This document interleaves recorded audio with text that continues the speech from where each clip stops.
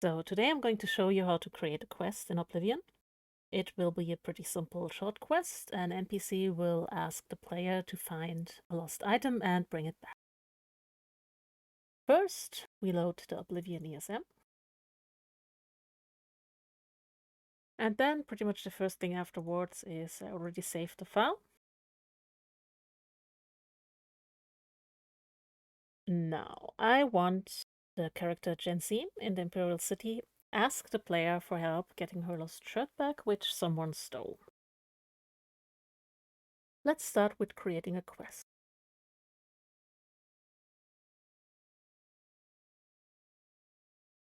Once more, I'll give it a prefix that is like Jensine Quest or one of my mods. You can probably also do AAA, but especially for quests which can be entered in the console, it's a good idea to have a very unique ID. This time, we really want to give the quest a name because it will appear in our journal. It won't be start game enabled, we come to that later. And now we first click OK and save. Now my idea for the location where the shirt will be found was somewhere in a cave around the Imperial City. So I'm going to look for a map that shows all the locations.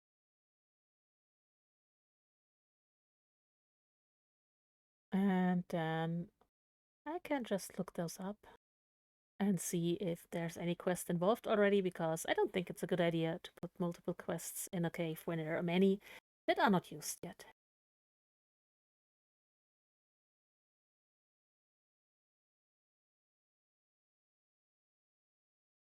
This one contains vampires quest related.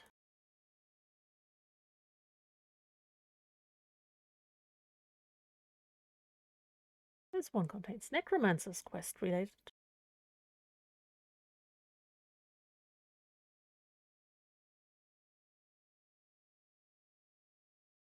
This one does not seem to contain a quest, so Sinkhole Cave it is.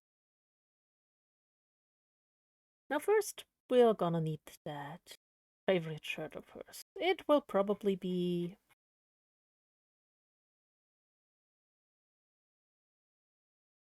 a green brocade doublet. We'll give it a unique ID.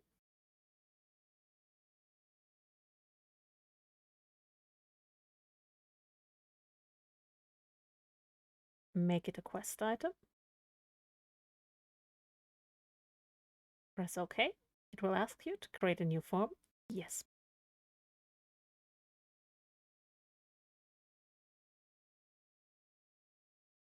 So, go to Sinkhole Cave. And look around a bit.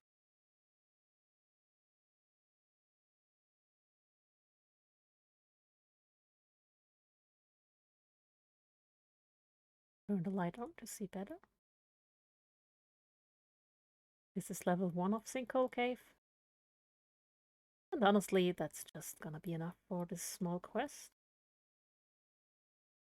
Here seems a pretty good spot. Like, whatever poor person is camping here probably stole her shirt. So I'm gonna place it there. Yes, the quest object, I know, I will want to place it. Turn it around a bit. Well, doesn't have to be too pretty, I guess.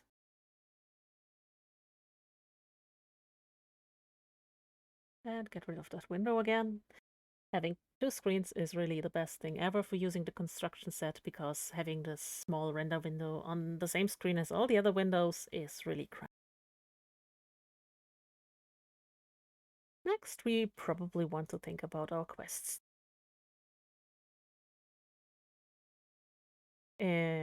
We add a new one.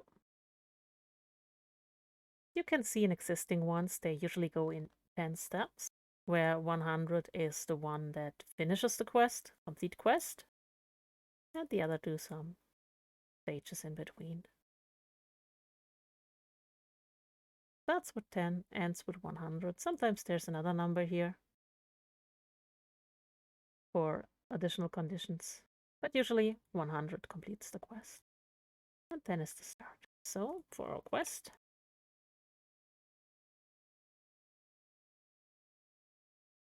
we'll start with 10 as well.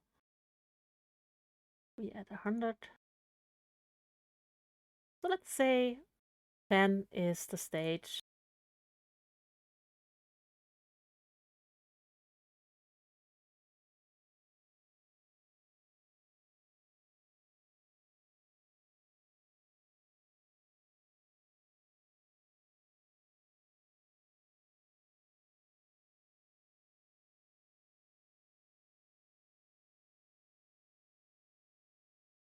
We will find a note that tells us that Jensen's asking for help, and as soon as we found that note, this stage will happen. So the second one is, oops.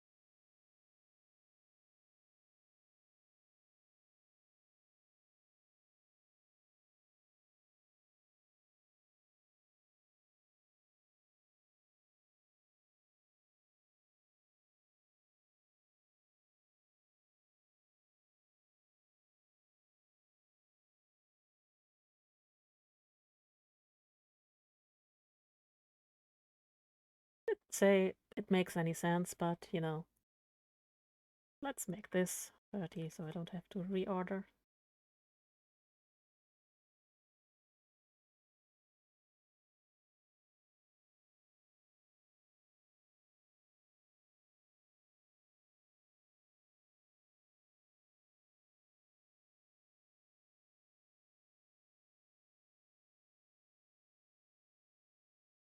And the one that finishes it, 100.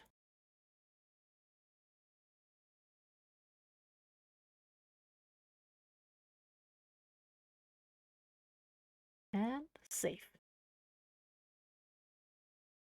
Now we're set, we're gonna find a note that tells us that Jensen's asking for help. So we go to the book section, find a note. Perhaps a shopping list. That looks like a note. And once more.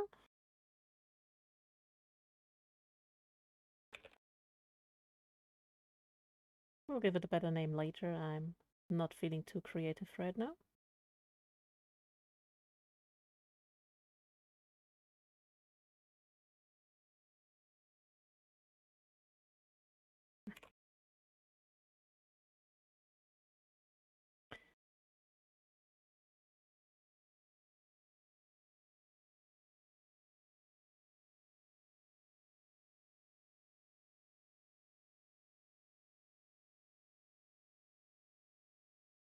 We're gonna place it right inside here, which also probably doesn't make sense, but you know.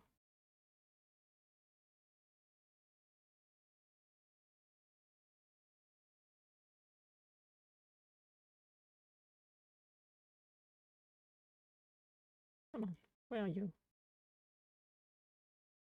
Placement in this thing is such a pain.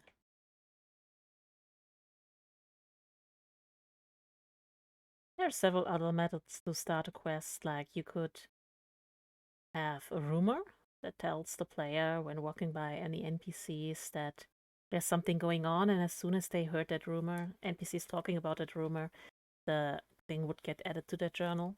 Or could just add the topic on start, like just add it and the player can ask Jensine without having found anything.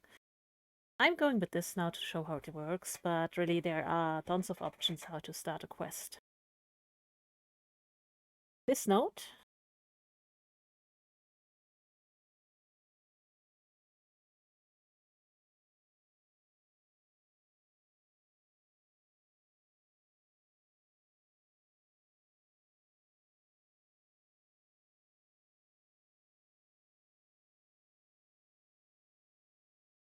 gets a little descriptive text and also a script. Now this is an object script because it will be attached to an object.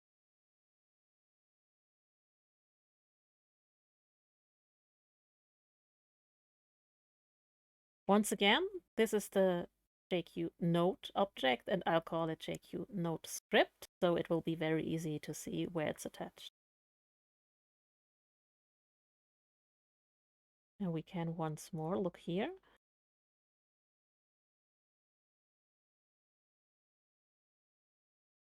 Which one would be working for a book? Since the object is lying around in the game world, we want it on activate.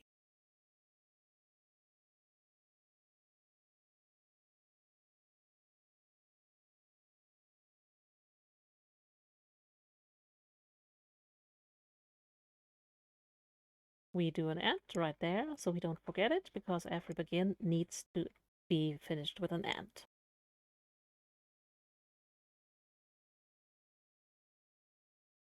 Now, last time we had something like a begin on equipped player.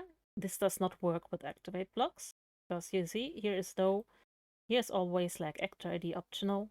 On activate, it doesn't have this. So in the notes, we see here that if you want to do it specifically for the player only, there's isActionRef or getActionRef. So we take this one, isActionRef.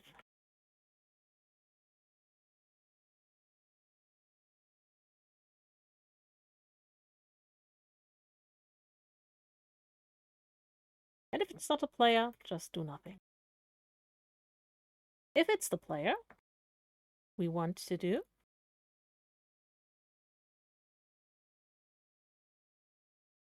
to start this quest. This is our quest. And we want to start the first stage, which is 10.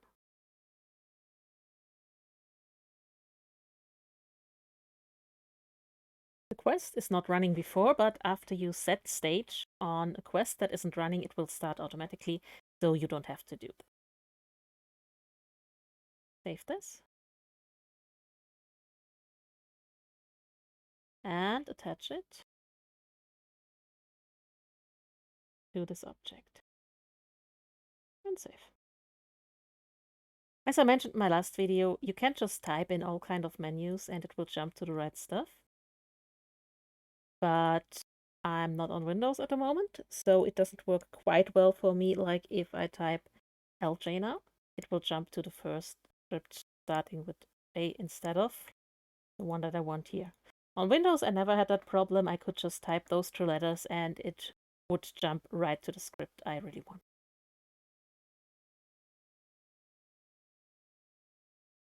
So far, now when the player activates this letter, they will get the first quest stage here. It will tell them that they found a note that Jensine requests some help and should probably ask them about it. We can do a quest target for that because we know who Jensine is.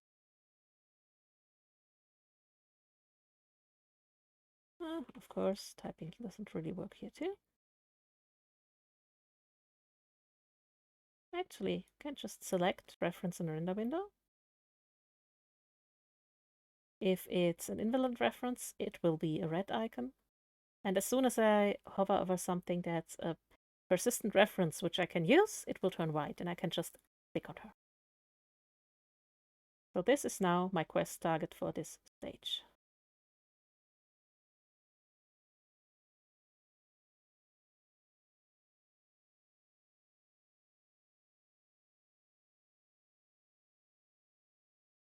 GetStage.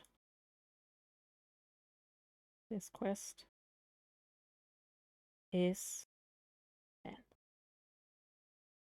So only when this stage here is active, this quest target should be shown. Now, what do we want to happen then? We want Jensine to actually tell the player what happened and tell them to find the shirt in this cave. For that, we need a topic.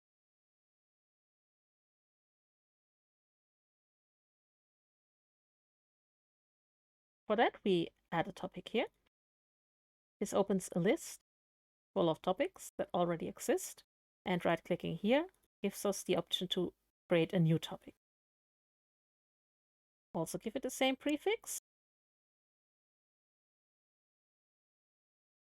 and then edit with OK. One thing I mentioned before, I might mention just again. There are two topics here that are called empty. That's what happens if you create a new topic here.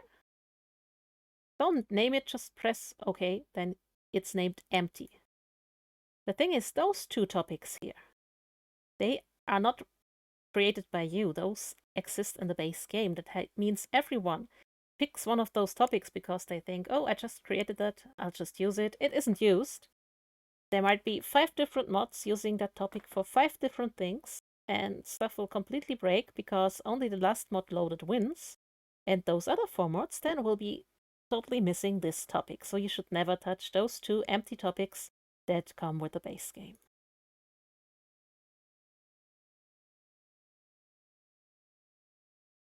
To add dialog, we click here, new, and give a response text.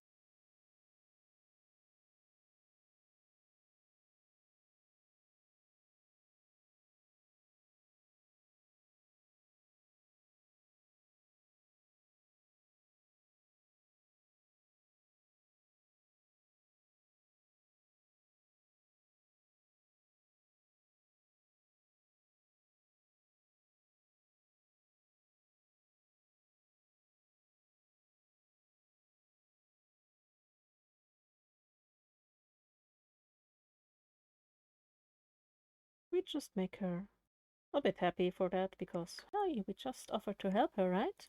And also here, that's the text. She asked about property, I think. Oh no, here. Shirt. Then we can go with shirt.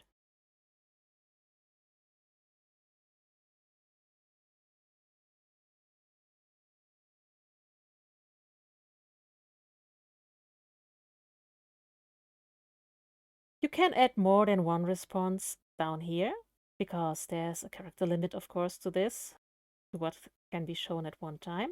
And if you want the character to say some lines one after another without the player having to interact, you can just add a second one here.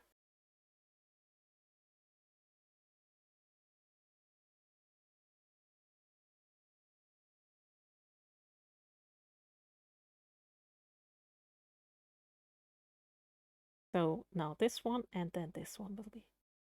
This topic we'll just rename. Oh, come.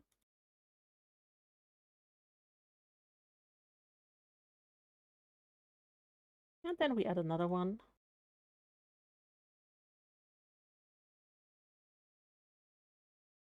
Because we want to give the player the option to say yes or no.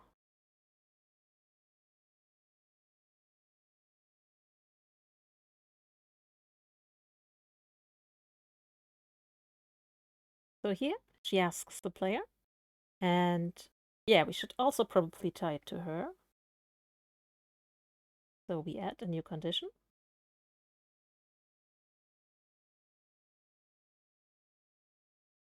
Get is ID.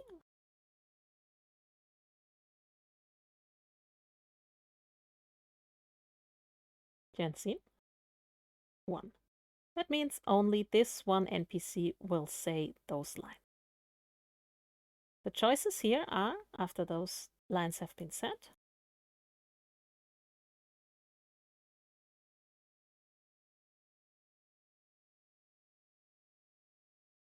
yes,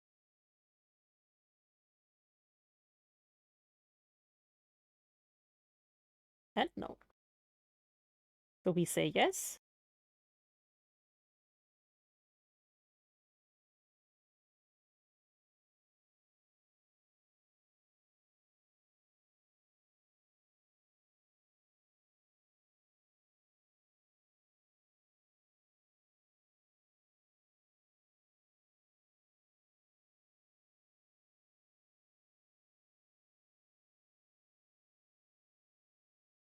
And this one will, of course, be.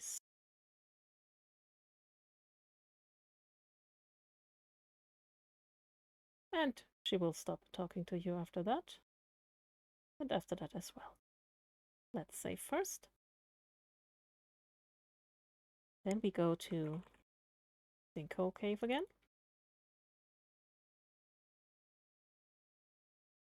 Do more things for this thing. We want to initially disable it. It should only be visible here once the quest has been started because, hey, she said it was just stolen last night. It won't be here weeks before we talk to her.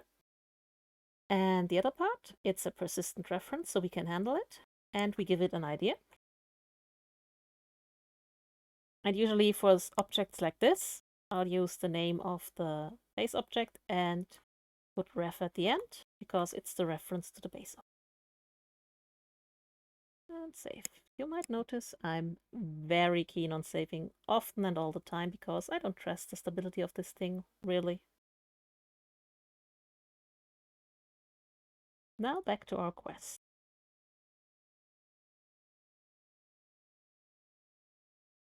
This stage, after you found the node, should actually add this topic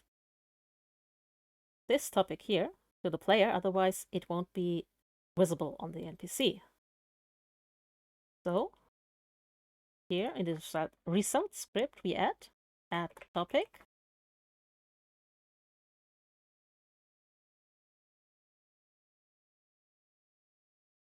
And press compile result. One thing you should never use is this field here. In theory, it does the same, but it's broken in a way that it doesn't really handle different load orders correctly. So if you'd only have one mod, it would be fine, but people are using tens of mods, hundreds of mods, and then it will not work correctly. So instead of using this, you should always use the add topic command in a result script, in a quest script, in an object script, in whatever, but do not use this field here. So for the first stage, we get this topic. We talk to Jensine. She tells us what's going on. If we say no, she said, says goodbye, nothing happens. If we say we'll help her, she says she'll mark the cave on our map. Also, we want to progress the quest stage. So we do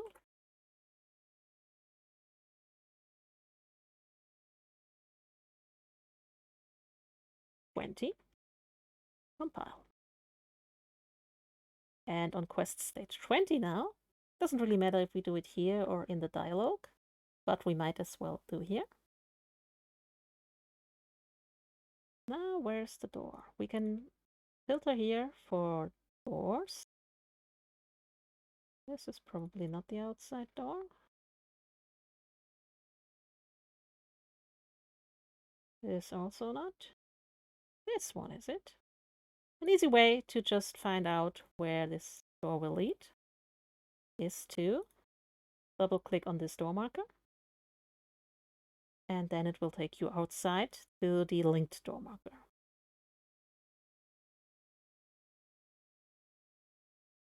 This is here. So Jensine told us she would give us the map marker for that. That should be this one. This big circle here is around the map marker, so I assume this one in the middle. That's it. So we need this ID here.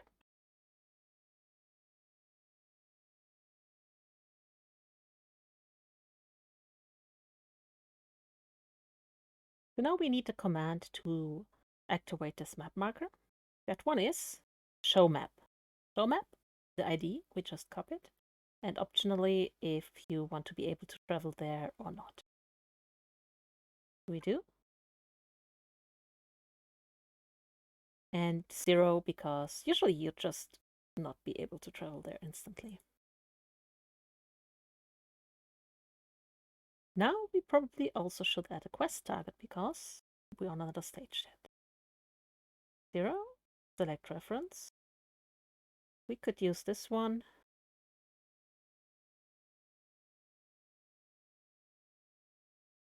Perhaps the door. No.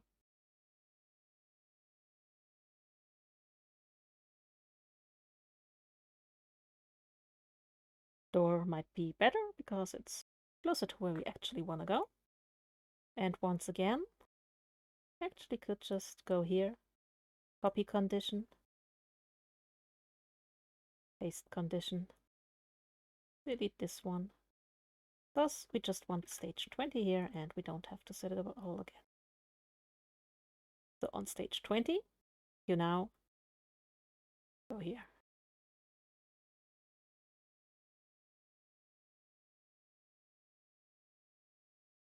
Now for the next stage, want to update the quest as soon as the player gets near the store.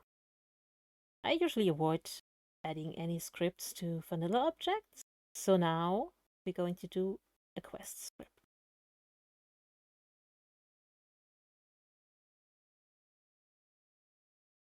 This is a quest script. We're gonna need the float f quest delay time, game mode, and end. First thing is not 1, so if this quest is not updating every second, we want it to do it.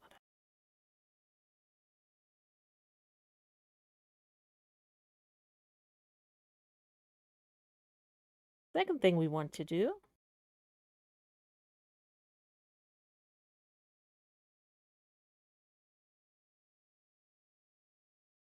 we want GetStage. We're on 20.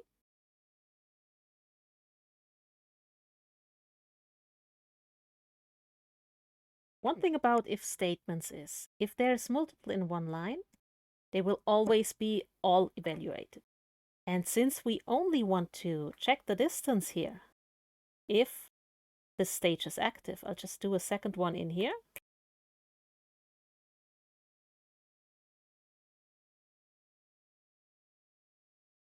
Copy this ID.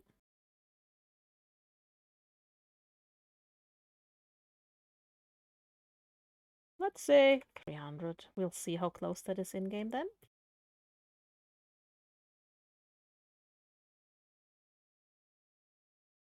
Then we'll set it to 30.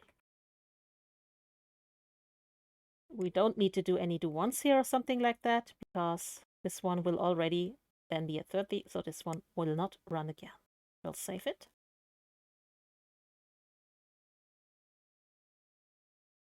And attach it to the quest.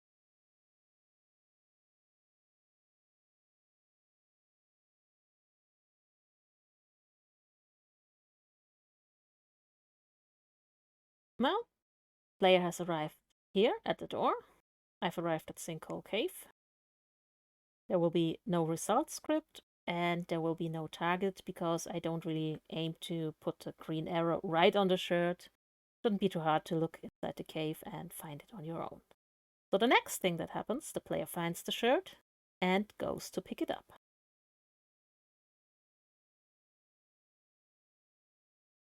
So our shirt here also needs a script.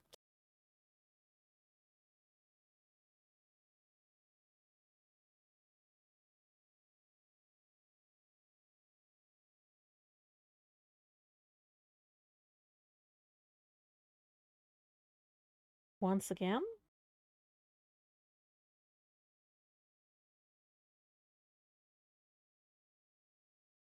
we do this thing here. Just copy it out from the other quest because I'm lazy. If anyone but the player activates it, nothing should happen. If the player activates it,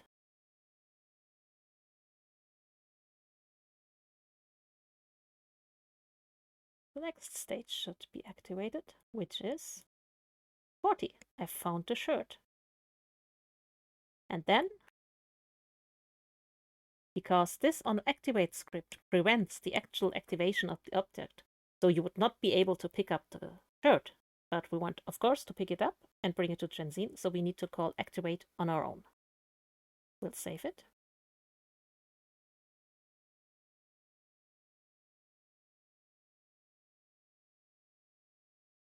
And probably doesn't appear here before we opened the object again.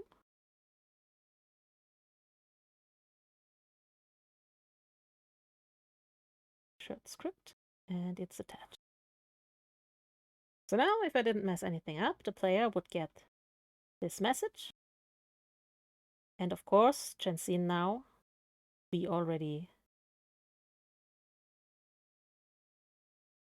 know her. So we copy this condition, paste it again, change this one to or. If either this is true or this is true, and this will be stage 40. We found the shirt. Then the green arrow should point to Jensine again.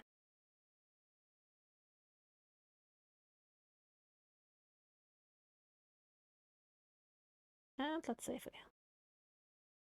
So now the only thing left to do is, if we arrive at Jensine with the shirt in our hand, we want her to notice it, to take it back, and to give us our reward. So we need another topic.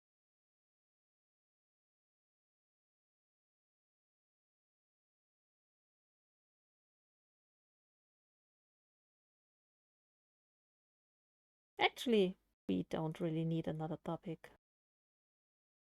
like that. Let's get rid of that. Let's instead add a greeting topic.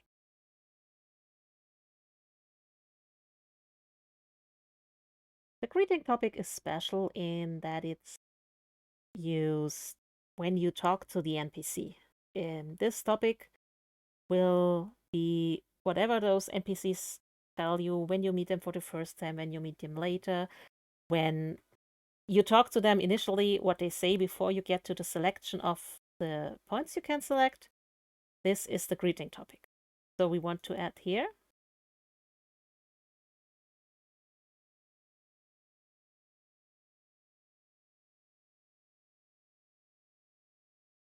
We will be happy. Oh, surprise.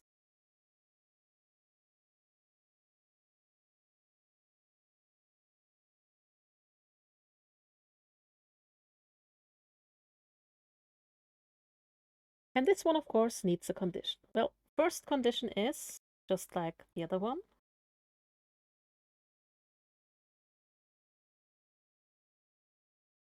paste this in here. The second one is we only want to do this when the player has the shirt. So we need get item count.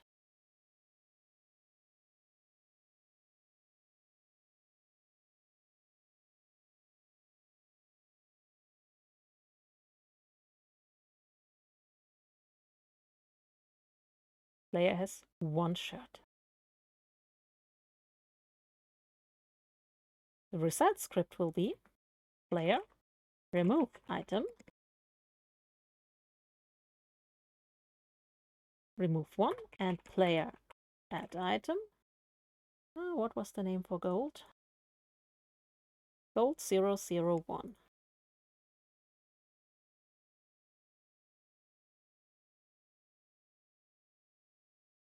And we set it to stage 100. And compile.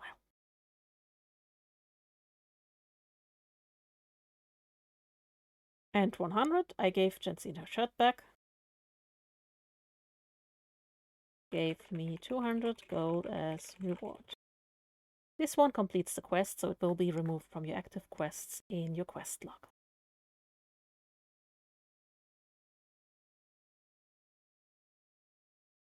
Okay, so now thinking about it, there are two more things I forgot. One thing, remember when I said that the onActivate script prevents the normal activation of the object? Well, guess what? Our node had an onActivate script.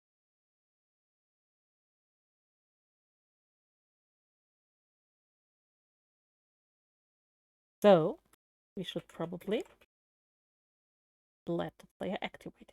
The second part is we initially disabled the shirt.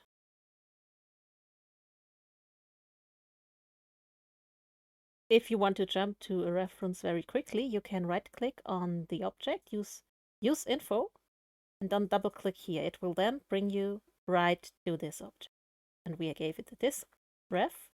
So of course, once we agreed to find her shirt, we need to enable this or we will never find it and Jensine will be very, very sad. This was this stage.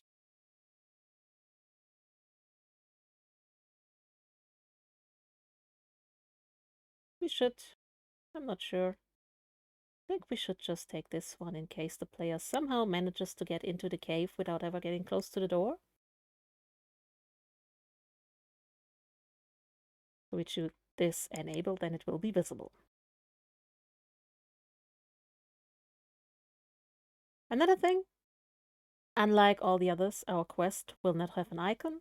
We will fix that if everything is working in xEdit, because I believe it's much easier there than to extract the icons and place them in the data folder and browse there. Okay, since I'm not really used to quests, I just stealthily, while pausing the video, tested it, and I noticed 2 more things. For topics that are added and selected in the menu, the priority here isn't really a problem, but since we use the greeting topic, we need a higher priority here. Let's just call it 90, because why not? It's just for this one text. Because otherwise, the ones with a higher priority here will happen. Or just call it 80, because crime should probably be higher. So our greeting would never actually appear, which is, of course, bad. The other thing, get is ID, Jensine, is the NPC that's speaking, and get item count, if you don't change it, would also be the NPC that's speaking. And of course, it doesn't make sense because we have the clothing object, not her. So we need run on target, where target is the player. And save it again. And now we are ready for a test and hope this goes well.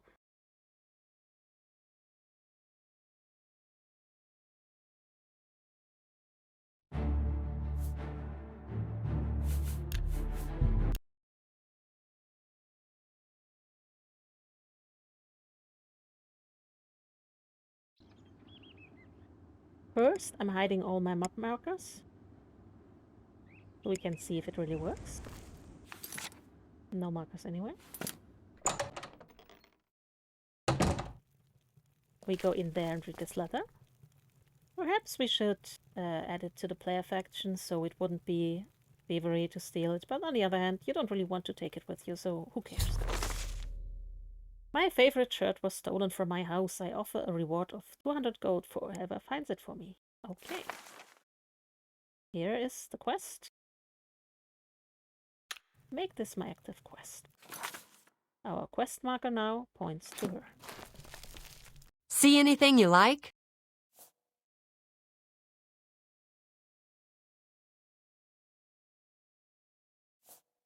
No. Oh no. See anything you like? Let's try that again. Of course we help.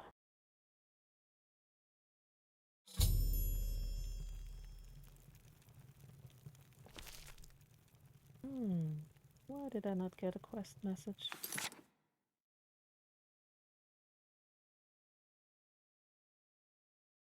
So now, this cave has been marked on our map.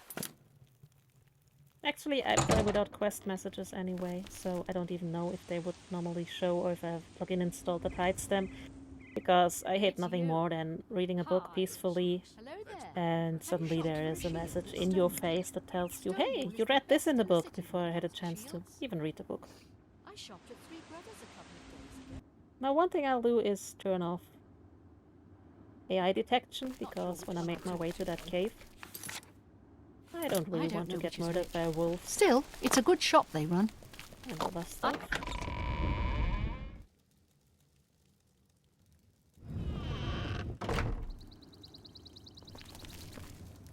Whee!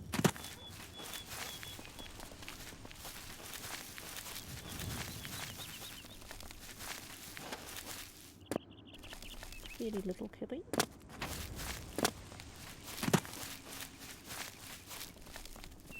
Also, and I can almost pet the deer because it can't see me, so it doesn't run away.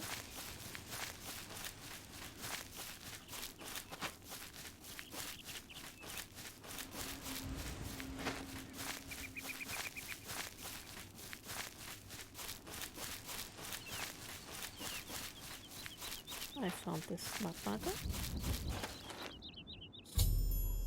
And I've arrived at Sinkhole Cave.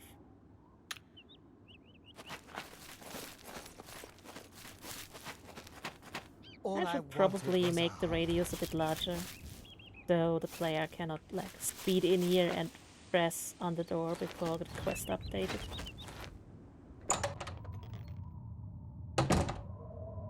Now we're inside. Got some light. Ooh, shrooms.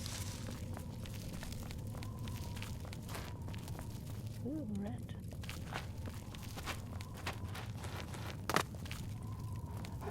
Good doggo. And there's our shirt. We pick it up and get the message that we found it.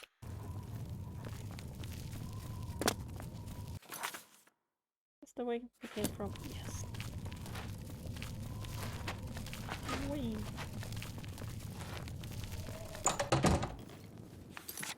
Gonna fast travel back.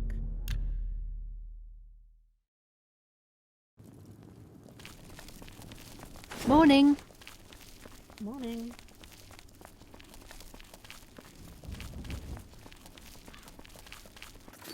We now have, by the way, the shirt in our inventory. We can wear it, but we cannot drop it because it's a quest item.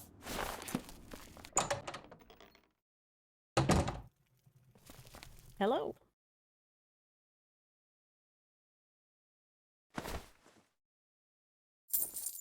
Well, I guess I mistyped in the quest reward, but whatever.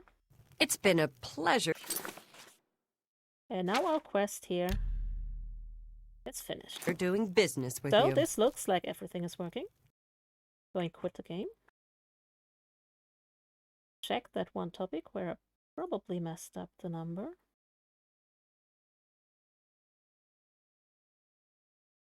Yeah, should probably type 200 if I want 200.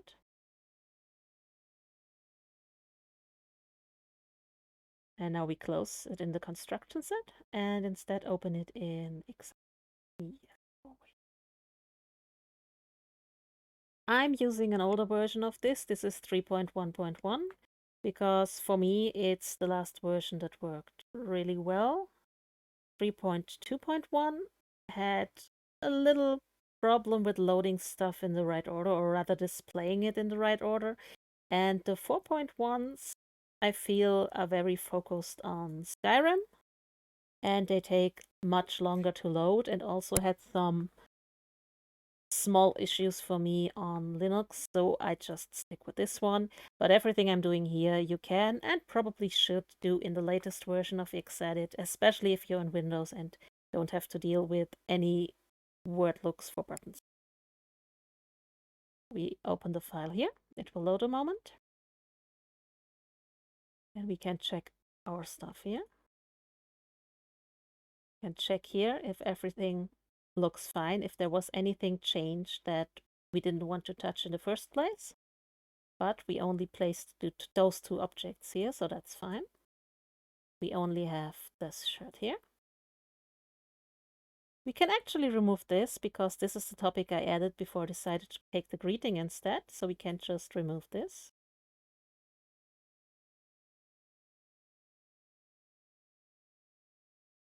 Our quest and our script. Now I'll open any quest in Oblivion ESM, that is MS, which is those, and copy the icon from the icon file name. And just go into quest here, right click here, add, edit, and paste it in here. Otherwise, you'd have to extract the file from the BSA that came with the game and place it in the data folder and then navigate there in the construction set. That's not really a problem, you can do that, but I just find this slightly easier, especially if I load the file into xEdit anyway. Check if there were any edits I made that were on accident and I'd have to remove before releasing the mod. Oops, no music. We save. And then one thing I'd always recommend is doing this here. Adding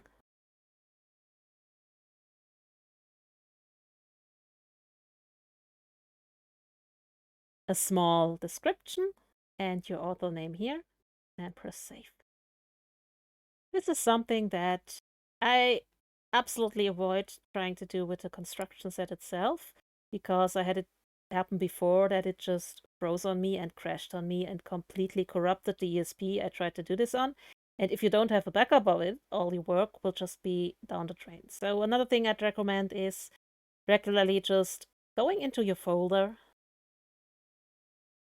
taking the ESP, and just copy it on your desktop or in some other folder while you're working on it. So if at any point you mess something up really badly or the program crashes, it corrupts it, you don't lose too much time. So let's say once per hour, if you have a larger project, just grab the file, move it somewhere, move it on a flash drive, move it into a cloud storage, move it on your desktop, move it anywhere else. So in case any program decides to mess with you, you don't lose all your progress, because there's nothing more frustrating than working for several days or weeks on something and then something doesn't work right and everything is down the drain. You really don't want that. So let's go one more try to see if the icon works.